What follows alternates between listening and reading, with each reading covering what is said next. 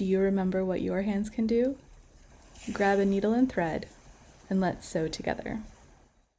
We're going to practice what I call a reverse backstitch, meaning that on the right side of the work is loops, and on the other side of the work are the stitches touching, like it would look as if you were doing a backstitch, kind of the correct way. To do this backstitch, if you are right-handed, you're going to work from left to right, and if you are left-handed, you're going to work right to left, which is different than the other backstitch, which you do right to left if you're right-handed and left to right if you're left-handed.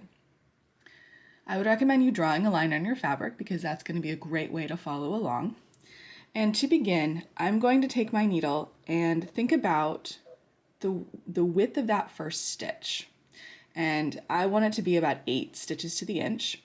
And so I'm going to start a stitch width away from the edge. And I'm going to actually just dip my needle into the fabric here and come out this way. So what's happening is on the underside, you can see where the needle is. That's essentially what the first stitch is going to look like. And so that would look like the back stitch from the front. I can really show you right there. So that's what you're doing. And so to do the second stitch, we're going to put our needle a stitch width away from this knot, either to the right or to the left of it, depending on if you're right or left-handed. And then we're going to push this down, and we're going to then push it towards the knot to make the next stitch. And make sure you pull it snug enough that it really sets the stitch in. This is one that's easy to not have good tension, so you just want to pull it tight enough that it really connects with the fabric. And then once again, progressing forward with your needle, but then the needle is actually itself going backwards towards that last stitch, pushing it through.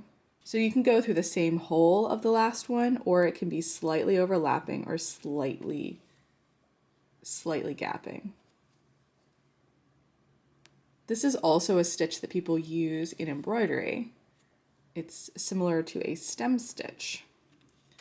But just like we've done with other stitching, back stitching, running stitches, we're keeping this needle parallel to our work, parallel to our bodies.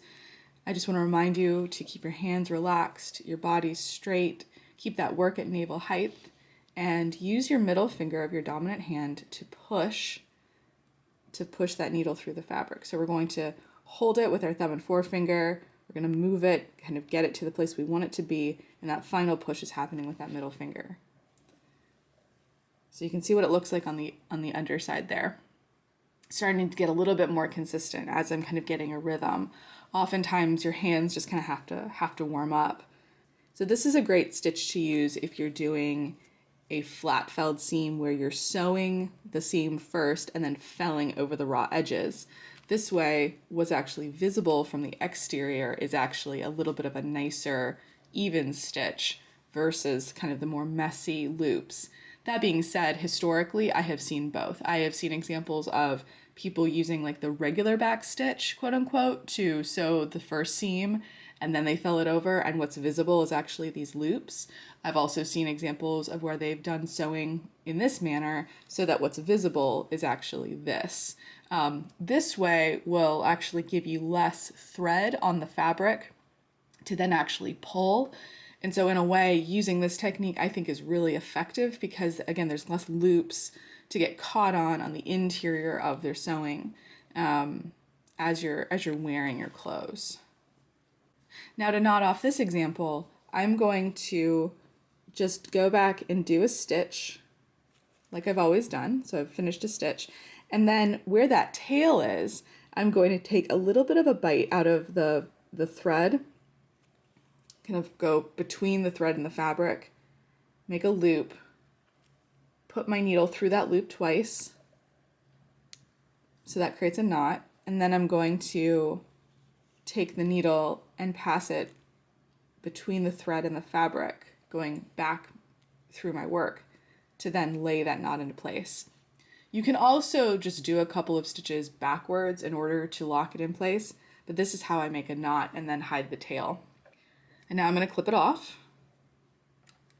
So there's your reverse back stitch. The other side. Yeah, try it out and let me know what you think of it, or let me know what kind of seams you like to sew with this particular technique. Happy sewing!